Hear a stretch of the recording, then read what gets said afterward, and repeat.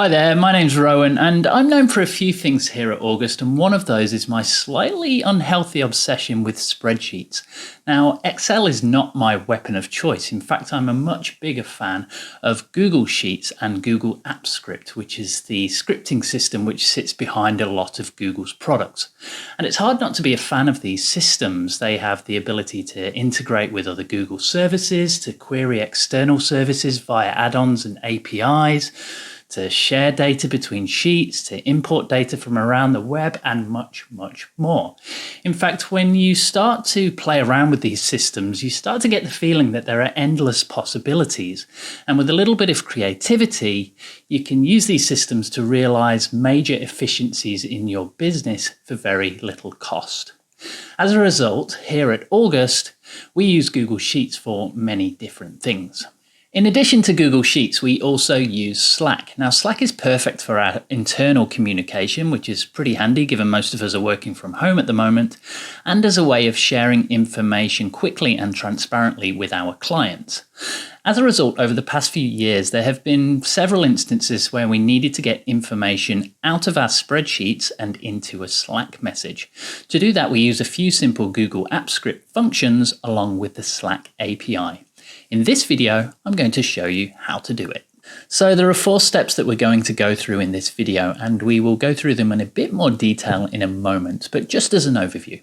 Step 1 is to create a custom app in Slack. In step 2, we'll fetch the data from your spreadsheet using Google Apps Script. Step 3 is to transform your data into a format that is understandable by Slack. And step 4 is to send that alert through to Slack. I also have a bonus step for you, which we'll get to at the end of the video. Now, just a note before we get started, to follow along in this video, you're going to need some basic knowledge of Google Apps Script and or JavaScript. If you don't have that basic knowledge already, I recommend you check out the Google Apps Script documentation first and then come back. If you're ready to get started though, let's get straight into it. To kick things off, make sure you are logged into your Slack account via your browser. Once you're logged in, go to api.slack.com. Everything you need to know about the Slack API is right here. Now, to set up your new custom app, click on Your Apps in the main nav. This will load a page that contains a list of your current apps. If you haven't set up any custom apps yet, this list will be blank. Now, to set up your custom app, click on the button Create New App. That's going to load a modal that looks a little bit like this. So the first thing you need to do is give your app a name. I'm going to call mine Super Awesome Slack App. Now, the drop-down box below is for the Development Slack workspace. This is the workspace that your app belongs to. So if you're a member of multiple organizations, then you're going to see multiple organizations in this list. If you're only a member of one organization, there should only be one option. So just make sure you are selecting the right organization. So I'm going to go ahead and click on August, then click Create App. Congratulations, you have just created your first Slack app. Now, you're probably thinking that can't be everything, and you would be right. It doesn't do anything just yet. You need to do one more thing to allow Google Apps Script to communicate with your app, and that's to set up something called a webhook. Now, without going into too much detail, a webhook is a mechanism that allows you to send information from an external service to your Slack app. So let's do that now. From the left-hand menu, select Incoming Webhooks. That's going to load a page that looks a little bit like this, and when this spinner actually finishes spinning, we're going to see a little toggle item here that we can toggle to on. That's going to activate our incoming webhooks. Then we're going to scroll right down to the bottom of the page and click on the button that says Add New Webhook to Workspace. That will load the following page. And all we need to do is select the channel that you want the Slack alert to appear in and then click Allow. Now, a little tip before I do this, while you're testing your Slack alert, I recommend you select a Slack channel that only you have access to. This allows you to play around with how the Slack alert will appear and fix any presentation issues before you release your alert in the wild. And once you're ready to start sending alerts to a shared channel, then you just need to come back here and set up a different webhook for that channel. So I'm going to go ahead, select a channel, and my own personal channel is fine. and then click Allow. Fantastic, your Slack app is now ready to start receiving data from an external service. Happy days. One little tip though, just keep this browser tab open because you're going to need to come back to it later. Now that you have set up your Slack app, you are ready to start sending it some data. For the purposes of this article, I have set up a simple Google spreadsheet with dummy data, which we will put a link in the notes. Feel free to make a copy of this spreadsheet using File, Make a Copy, or alternatively, you can just go ahead and use your own Google spreadsheet. Either one is fine. If you're using our dummy spreadsheet, that is this one here. Now, our dummy data is for a fictional charity. The spreadsheet contains a simple table listing fundraising revenue for the last month. You want to get this data into a Slack alert. Now, once your spreadsheet is ready, you need to access Google Apps Script. To do that, simply click on Tools and then Script Editor. Now, a quick note at this point, if you've copied the template spreadsheet above, all of the required code will already be in place. Everything apart from the webhook URL, which we'll get to in step 4 of the video. If, however, you're starting from scratch with your own spreadsheet, the script editor will likely be empty and you'll need to follow along with the video to make sure everything is set up correctly. So, to get started, give your script a meaningful name. Up here, I've called mine Super Awesome Slack App, just to make it the same as what's in Slack, but you can call it whatever you like. And then, if you're building these functions yourself, go ahead and replace the empty function at the top with this function here called Build Report. Now, this is your master function, and it's a very, very simple function, which if you've got any experience of AppScript whatsoever, you will likely recognize. Now, line 3 is responsible for getting the data from cells A1 to B6 in your spreadsheet. So if I flick back to the spreadsheet, A1 to B6 is this range here, which contains all of the data in your spreadsheet that you need to get into your Slack alert. So that's what that line is doing there. If you're using your own spreadsheet, just update the range to reflect your own data. Now, once you have your data, the function sends that data. So we're using a variable called data here. It sends that data to another function called build alert, which you'll see here. We're going to talk about the build alert function in step 3, and the data that's returned from build alert in the variable called payload gets sent to another function called send alert. We're going to talk about that in step 4. That's it. You've now got some data, so you're ready to start transforming that data into the right format. The data you just fetched in the previous step is in JavaScript array format. Now, you can't send it to Slack in this format. Slack simply won't understand it. Instead, it needs to be converted into specially structured JSON that Slack will understand. Now, Slack calls this structure blocks.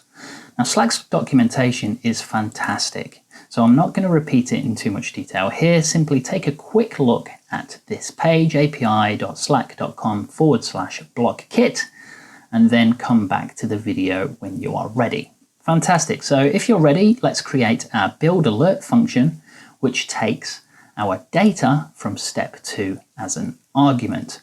Now, this is a slightly longer function than our first, so let's break it down a bit. Now, let's say you want your Slack alert to look a little something like this.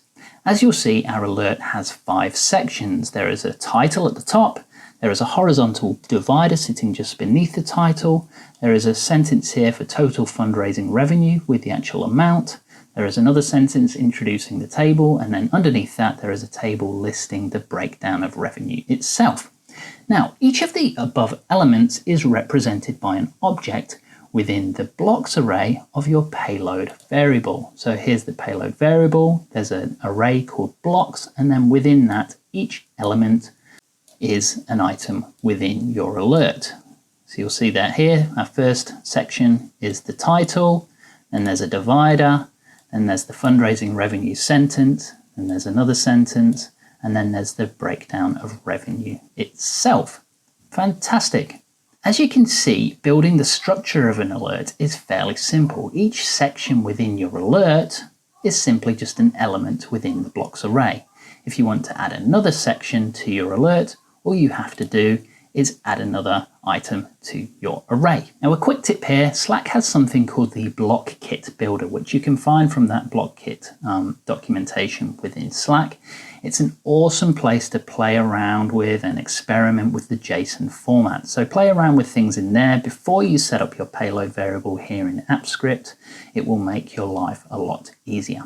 Now, you might have noticed we skipped a few lines in our function, so let's cover those off now. The first line in our function just here, called total revenue, is simply grabbing the total revenue figure from your data, which is in the first row and second column of our array. So if I flick back to the spreadsheet, you can see it's in the first row, second column, and that is our total fundraising revenue item. Just remember that when you're working with arrays within Google Apps Script, they are zero based.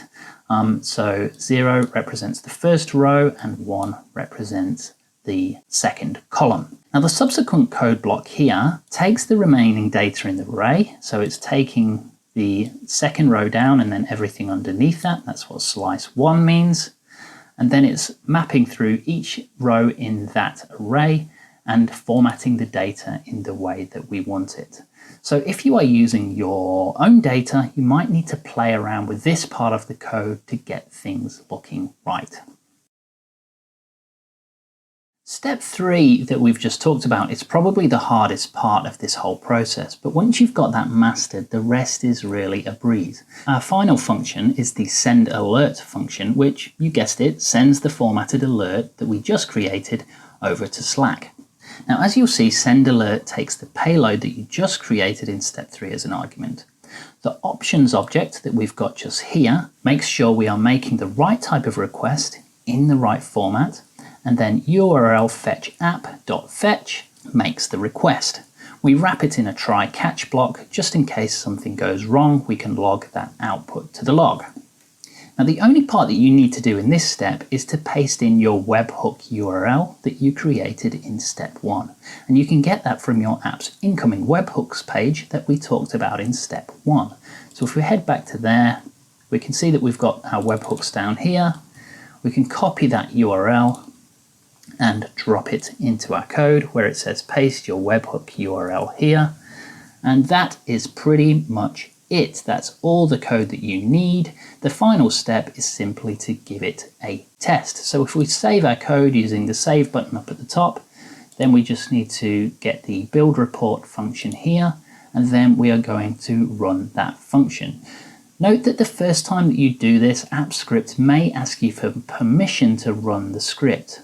So if you see a modal that looks a little bit like this, just go ahead and click on advanced, followed by go to whatever the name of your app was, and it will say unsafe in brackets, but don't worry, it is not unsafe. Everything that we've created here is totally safe, so just go ahead and do it.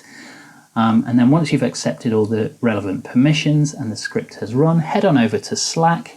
I'm just going to run mine now. And let's just jump over to Slack here. And voila, the Slack alert should be sitting there in the channel that you chose in step 1.